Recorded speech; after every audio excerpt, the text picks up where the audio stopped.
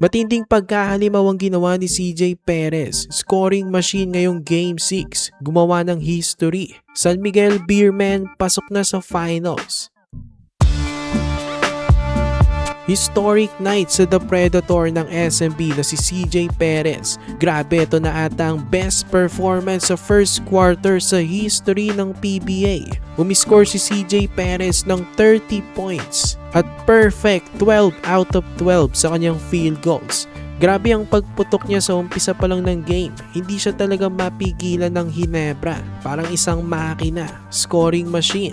Nakalayo tuloy ng bagya ang San Miguel Beermen. Na-slow down lang yung explosion ni Perez nung pinagpahinga na siya nung second quarter. Pero naka 34 points siya sa first half at lamang na lamang ang SMB 63-47. Nung third quarter, dito na nakahabol ang Ginebra at naibaba nila sa single digits ang kalamangan ng SMB dahil sa efforts ng kanilang mga role players na sila Norbert Torres at Jason David. Nung fourth quarter, nagpatuloy pa nga ang paghabol ng Barangay Ginebra. Naibaba pa nila sa 4 ang kalamangan na lang ng Beermen.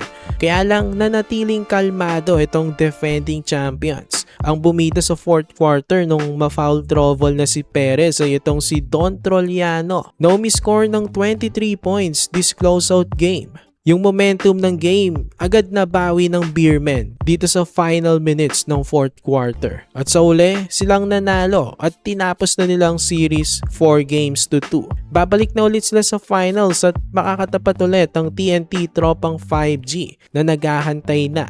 Gagawa natin agad ng preview yan mga kabakets. For more PBA content, ilike nyo ng ating video at mag-subscribe na rin sa JB Buckets.